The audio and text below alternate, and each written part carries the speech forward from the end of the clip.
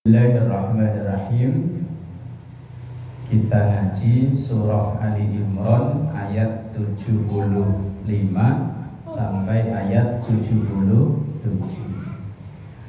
Wa min ahlil kitabi, dan di antara ahli kitab atau sebagian ahli kitab, berarti enggak semuanya.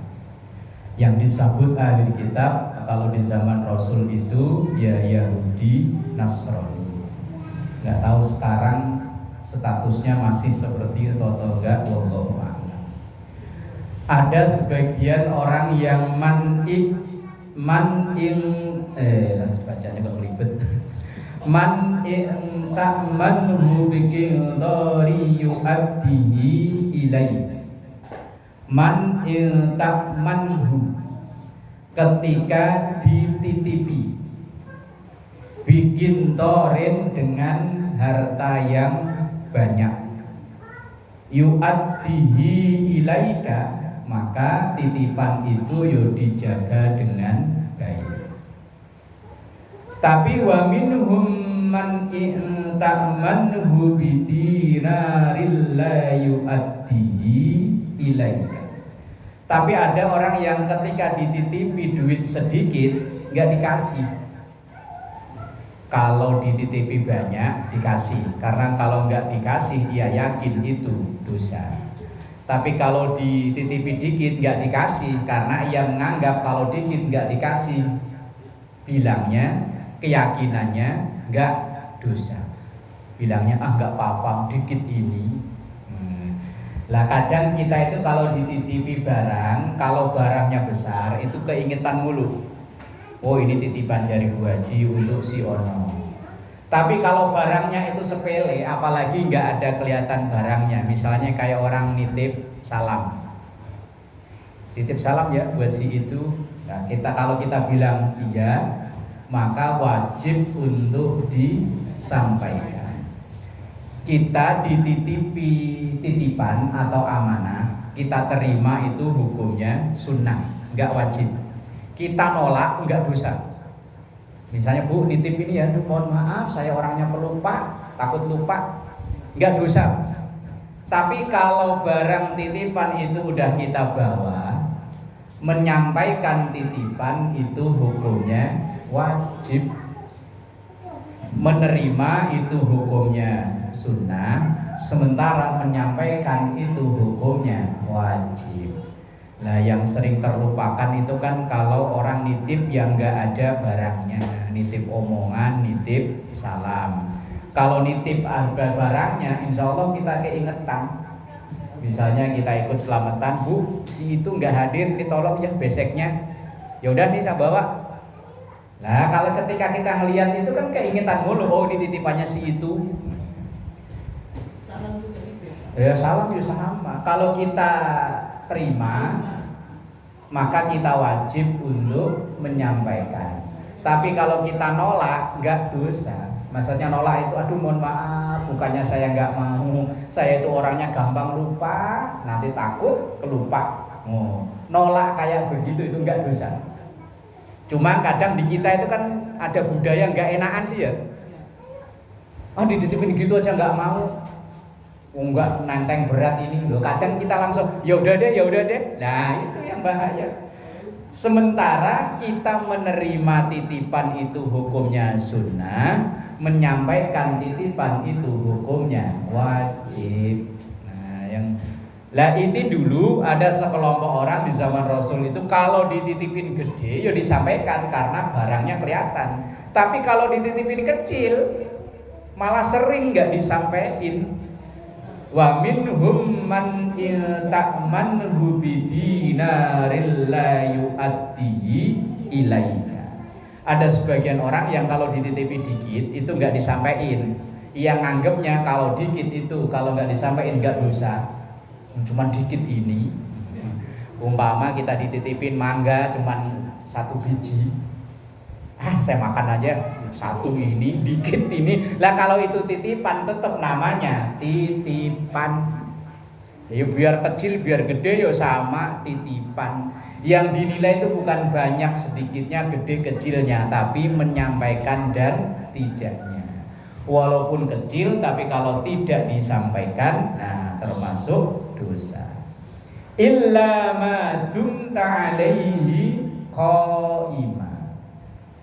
Sampai sehingga titipan itu ditanyain, Bu, kemarin katanya ibu itu nitip mangga. Oh iya, udah saya makan. Lah kemudian kalau yang itu ya udah deh, kalau ibu udah makan diikhlasin selesai. Tapi kalau misalnya si itu tadi kok tetap minta, ya kita wajib ganti.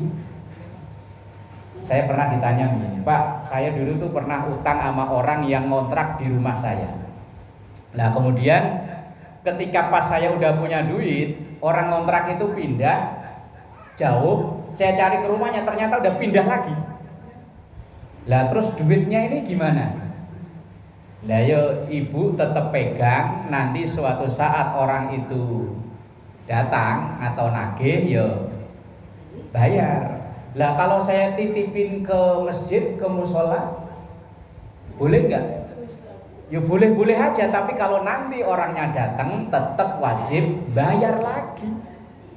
Kecuali kalau pengurus musolanya hanya statusnya dititipin, Pak ini saya nitip, dulu saya utang sama si Ono belum saya bayar. Lah nanti kalau pengurus musolanya itu terima, ya tanggung jawab di tangan pengurus musola. Nah, Ustaz, gimana seperti nggak ketemu lagi, terus kita bayarnya khususin untuk sedekah dia? Nah, gimana? Kalau memang sudah kita berusaha ya, karena kasus itu juga sama, saya udah nyari Pak, hilang kontak nomor telepon yang saya pegang udah nggak bisa. Ya udah begini aja. Bayar, gitu. Ya, begitu. Ibu sedekah atas nama si Fulan itu yang punya sangkutan itu. Tapi kalau seandainya kok suatu saat dia datang nagih, tetap kewajiban untuk bayar. Karena sedekah itu nanti pahalanya tetap untuk dia. Cuman kita yang memberi juga sama, dapat juga. Tapi masalah utang belum selesai. Yang repot itu titipannya itu tadi. Nah, yang pernah terjadi itu, kalau kita dititipin barang, yang barang itu nggak tahan lama, ya, misalnya tadi kayak mangga, kue atau besek tadi itu orang selamatan. Kebetulan begitu kita pulang rumahnya tutupan, mau kita anterin nggak ada, nggak kita anterin ini kalau sampai besok pagi basi. Lah kalau kita punya nomor teleponnya bisa kita telepon, ini ada titipan dari si ini bentuknya ini, kita foto. Lah kalau dia ya udah makan aja Bu, ya selesai udah. Yang repot lagi itu kadang seringnya itu ini loh. Ini kalau karena pernah terjadi panitia zakat. Misalnya si Fulan itu dapat jatah zakat. Begitu dianterin ke rumahnya ternyata dia sudah pulang kampung. Lah panitia yang ketitipan itu ya wajib jaga sampai nanti orang itu balik lagi, atau mungkin yang berhak itu sudah mengalihkan ke yang lain, lah ya monggo. Nah ini masalah titipan. Dzalika bi annahum qalu laisa 'alaina fil ummiyina sabil. Dzalika, mereka itu melakukan itu tadi, melakukan itu maksudnya kalau gede disampaikan, kalau kecil enggak. Mereka mengira qalu laisa alaina fil ummiyina sabil, kalau itu berurusan dengan yang remeh-temeh itu sabil, enggak dosa nganggepnya.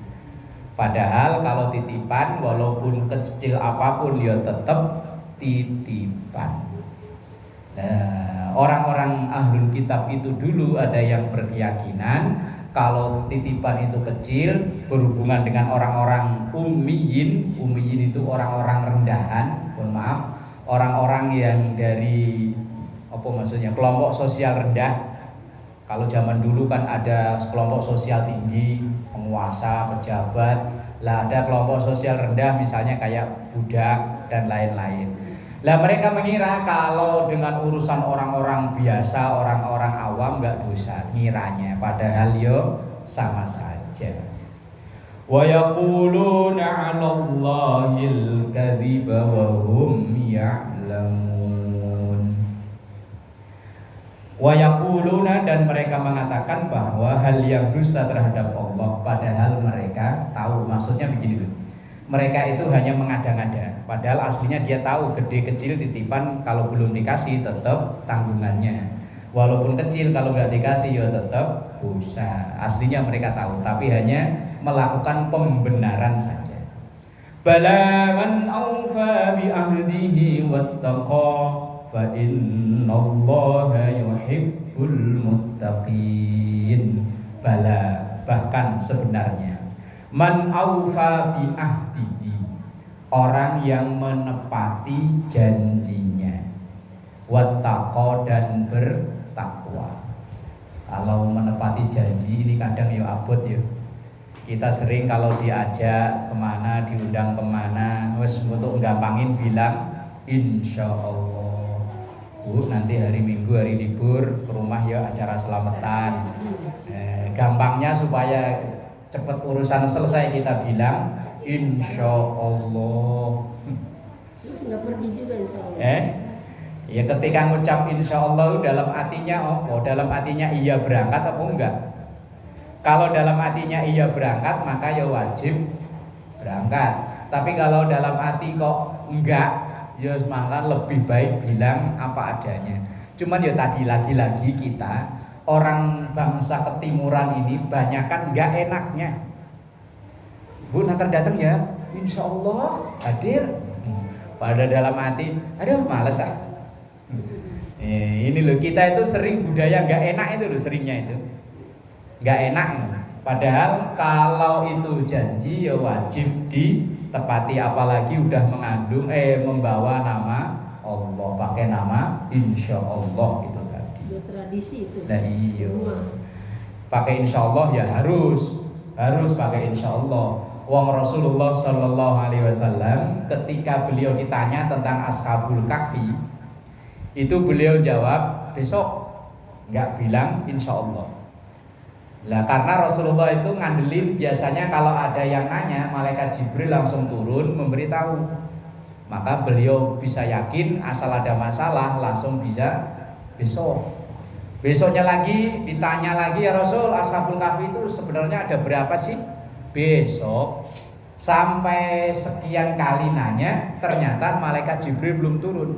Begitu turun bukannya ngasih jawaban, malah negur. Tegurannya, ya Rasul, ya Muhammad, kalau menjanjikan kepada seseorang jangan langsung to the point, tapi bilanglah insya Allah. Ya tadi ketika kita diundang, Bu hadir ya, insya Allah. Kalau memang kita berkesempatan hadir ya usahakan hadir. Kalau enggak ya wis ngomong apa adanya. Bala man aufa bi ahdihi. Wattaqa, dan orang yang takut pada Allah. Fa innallaha yuhibbul muttaqin. Dan maka sesungguhnya Allah yuhibbul muttaqin, cinta dengan orang-orang yang bertakwa. Lah, cara atau ciri dari tanda orang bertakwa itu diantaranya menepati janji. Kita itu sering bohongi cucu ya, bohongi anak ya. Misalnya pagi ini anak cucu rewel, dah diem ntar sore kita jalan-jalan. Begitu sore nggak jadi. Loh, anak sekarang cerdas loh. Pak, katanya jalan-jalan. Nagi. Loh, waktu hari Sabtu kemarin, anak saya yang kecil itu biasanya asal jam 11 tidur, sampai jam 1 nggak tidur. Sampai jam 2 nggak tidur. Sama maknya ya tidur. Ntar sore kita jalan-jalan naik mobil yang remote kecil-kecil itu. Kalau di dekat saya kan ada di Taman Harapan Mulia itu ada sewaan sejam berapa gitu. Iya. Ya udah, akhirnya bocah tidur, bangun habis maghrib. Bangun itu langsung kucek mata, Mak. Katanya naik mobil. Ya nagih. Lah kan termasuk janji juga kan ya. Walaupun sama anak kecil, walaupun sama anak sama cucu, nagih. Akhirnya istri ya udah keluar. Walaupun sebentar, yang penting udah nepati janjinya. Takutnya besok-besok anak itu, mak paling bohong, nyuruh tidur doang. janjiin ke ini enggak, wah bahaya gitu. Iya kan kadang anak supaya mau tidur, supaya mau mandi atau apa kan kadang, ayo mandi, ntar kita ke depan beli apa gitu. Nah, itu ya janji juga namanya sama aja. Dosa juga tuh. Lah ya kalau enggak ya Buat cucu ini. lah apa cucu ini? Ya tadi atasnya kan begitu. Alah, sama orang kecil ini loh. Ayat atasnya loh. Daripada nangis gitu. Lah iya. Ayat atasnya tadi loh, kalau itu titipan besar sama orang besar buru-buru dikasih, giliran titipan kecil sama orang kecil termasuk cucu dikiranya enggak dosa. Padahal sering ya. Sering. Iya. Lah kalau anaknya nagih alhamdulillah sebetulnya sih kita diingetin. Kalau nggak nagih kita anggap lupa aja ya. Dulu zaman musim sepatu roda, anak saya yang perempuan itu pengen sepatu roda, cuman saya giniin, kalau bisa apal tahiyat akhir sama doa kunut, saya beliin sepatu roda. Akhirnya pokoknya pagi, sore, siang, malam pulang sekolah ngapalin. Begitu udah apal tahiyat akhirnya, doa kunutnya masih belum apal. Katanya ait-ait melulu Pak, susah. Doa kunut kan begitu, Allahumma hdina fiman hadait wa afina fiman afait. Susah Pak. Begitu udah apal, sepatu roda udah nggak musim. Nagih sih enggak, saya tanyain, Dok, gimana? Sepatu roda? Ah enggak Pak, udah nggak musim, udah nggak ada temennya main. Kan dia yang batalin sendiri. Ya tapi tetap akhirnya duit saya keluarin seharga sepatu roda buat beliin baju dia. Cuman kan dialihkan barangnya. Lah sekecil apapun kan ya janji ya. Kalau apal tahiyat akhir sama doa kunut sepatu roda. Dulu zaman saya masih tinggal di sini. Dulu kalau bulan puasa kan sering kan musim sepatu roda anak-anak. Giliran apal udah nggak musim. Tapi orang kadung janji ya tetap dikeluarin sesuai dengan seharga sepatu roda itu. Innal ladzina yashtaruna bi ahdillahi wa aymanihim thamanan qalila. Innal ladzina, sesungguhnya orang-orang yashtaruna yang menjual bi ahdillahi dengan janji Allah, memperjualbelikan janji Allah, wa aimanihim dan sumpah-sumpah mereka, samanan qalila dengan harga yang murah. Maksudnya orang itu kadang demi untuk supaya dagangannya laku rela pakai sumpah. Iya, umpama dari pagi itu dagangan belum ada yang nawar, sekitar jam 9, jam 10, ini berapa daster Bu? 150 umpama. Biasanya kalau pedagang buka harga 150, ibu nawar berapa? 50? 100? Iya, 20. 70 setengahnya. Umpama pedagang buka harga 150, biasanya kita nawar, Pedagangnya, sini saya borong, sini. umpama yang beli nawar 75 gitu ya, umpama separuh ya. Lah terus yang dagang ini supaya dagangannya laku bilangnya, aduh ya belum dapat, kalau 75 modalnya aja belum dapat, sumpah deh wawahi. Lah itu loh, pakai sumpah itu loh, sumpah deh wawahi, kalau barang modalnya aja itu udah 80 kok, umpama pakai sumpah lagi. Nah itu yang bahaya. Apalagi kalau orang dulu katanya sumpahnya campur sambal geledek.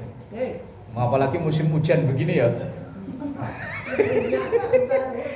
Ini cerita orang-orang tua dulu, kalau belum begitu bisa ngaji, untuk bilang wallahi itu kan kurang terbiasa.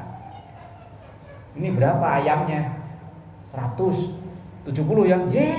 Tadi aja udah nawar 80 nggak saya kasih, sumpah deh sambal geledek umpama. Wah wes bahaya meneh, lebih bahaya. Takutnya ntar sambal geledek beneran musim hujan begini.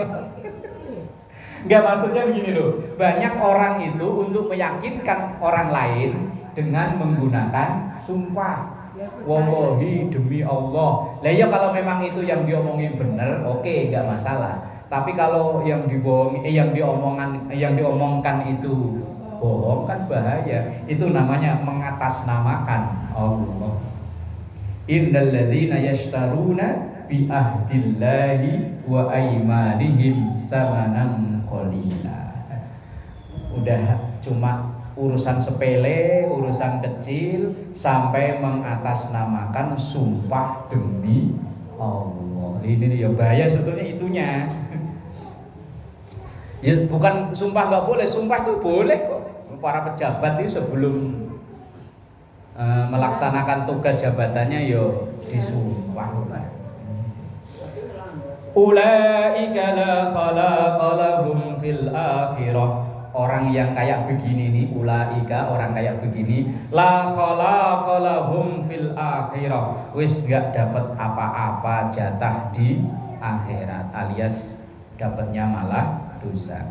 Wala yukallimuhumullah, dicuekin oleh Allah. Wala yanzuru ilaihim, dan Allah gak mau memandang pada mereka. Yaumal kiamati, di hari kiamat. Wala yuzakkihim, dan tidak disucikan mereka atau tidak diampuni dosanya.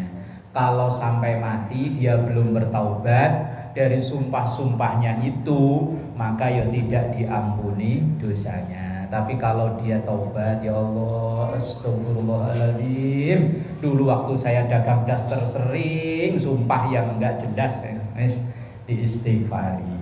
Walahum, dan bagi mereka azabun, siksa, alimun, yang menyakitkan, yang pedih.